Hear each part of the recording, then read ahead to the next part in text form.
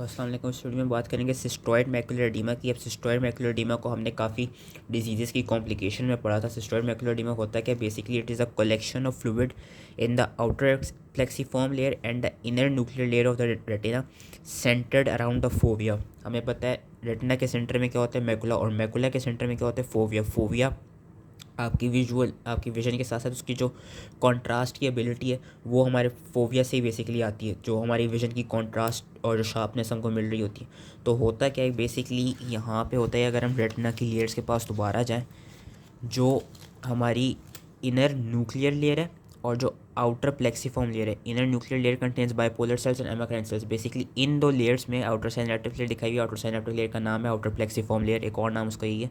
तो outer plexiform layer और inner nuclear layer, यहाँ पे फ्लूइड जमा हो जाता है usually at the region of central fovea. This is known as, ये कहते हैं सिस्टोइड मैकुलर एडिमा की। It is the collection of fluid in the outer plexiform and inner nuclear layer of the retina which is centred around the fovea. इसकी दो और definitions बताई हैं, लेकिन मुझे ये वाली डेफिनेशन ज़्यादा आसान लग रही थी तो मैंने यही याद की है। मैकेनिज़्म याद नहीं रखना। एटियोलॉजी क्या देखी गई है? ज़्यादातर कॉम्प्लिकेशंस की वजह से ही होते हैं। किस चीज़ की कॉम्प्लिकेशन? किसी ऑकुलर सर्जरी या लेज़र सर्जरी की कॉम्प्लिकेशन हो गई हो, लाइक कैटरेक्ट की सर्जरी में, या ग्लोकोमा की सर्जरी की कॉम्प्लिकेशन बन गई हो। Complication of topical ocular therapy के कोई ड्रग इंड्यूस्ड हो गया एपिनेफ्रीन के लेने की वजह से या प्रोस्टाग्लैंडिन के लेने की वजह से। रेटिनल वेस्कुलर डिसऑर्डर्स की कॉम्प्लिकेशन में देखा जाता है, जो कि हमने काफ़ी पिछली वीडियोस में पढ़ा था कि डायबिटिक रेटिनोपैथी में, सेंट्रल रेटिनल वेन ओक्लूजन में, ब्रांच रेटिनल वेन ओक्लूजन में, हाइपरटेंसिव रेटिनोपैथी में, कोर्स डिजीज़ में, ईल्स डिजीज़ में, इंट्रा ऑकुलर इन्फ्लेमेशन हुई हो लाइक इंटरमीडिएट यूवेइटिस और पोस्टीरियर यूवेइटिस, कोई रेटिनल डिस्ट्रॉफीज हुई हो लाइक रेटिनाइटिस पिगमेंटोसा, या कोई ऐसी कंडीशन हो which has involve the vitreomacular traction, for example epiretinal membrane and lastly choroidal neovascular membrane. तो इन सात में से एटलीस्ट चार को तो पता ही होना चाहिए कि जो इसके रिस्क फैक्टर्स होते हैं for cystoid macular oedema. Clinical features क्या होते हैं? जो सिम्टम्स देखे गए, there is decreased visual acuity and साथ में decreased contrast sensitivity because fovea is being affected. तो हमारी जो कॉन्ट्रास्ट की एबिलिटी होती है आंखों की वो डिक्रीज हो जाएगी। मेटामॉर्फोप्सिया मिलेगा कि वेवी वेवी इमेजेस नज़र आ रही होंगी, एंड माइक्रोप्सिया मिलेगा कि object should be appearing small. Central scotoma मिलेगा कि सेंट्रल फील्ड ऑफ विजन में एक ब्लैक सा स्पॉट मिल रहा होगा।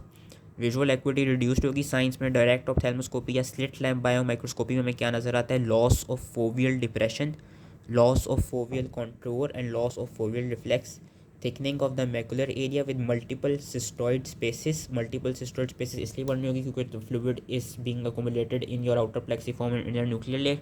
येलो स्पॉट मिलेगा at the centre of fovea, जो कि और भी डिजीज़ में मिलता है, हम आगे पढ़ेंगे मैकुलर होल में भी ये मिलता है।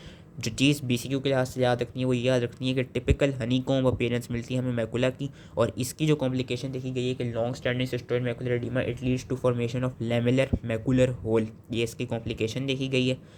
बाकी अदर फीचर्स मिलते हैं ऑफ एसोसिएटेड डिजीज़, क्योंकि अभी हमने यही पढ़ा कि काफ़ी सारे डिजीज़ का कॉम्प्लिकेशन, या जिस तरह हमने रेटिनल वेस्कुलर डिसऑर्डर्स पढ़े कि उनमें उनकी कॉम्प्लिकेशन की वजह से सिस्टोइड मैकुलर एडीमा मिलता है। तो सिस्टोइड मैकुलर एडीमा में सिस्टोइड मैकुलर एडीमा के साइंस के साथ साथ जो बाकी डिजीज़ हैं जो कि वो कॉज करा रही हैं उनकी भी हमको फीचर्स नज़र आ रहे होंगे, एंड हम एम्सलर चार्ट में वो मेटामॉर्फोप्सिस जो है उसको डिटेक्ट कर सकते हैं।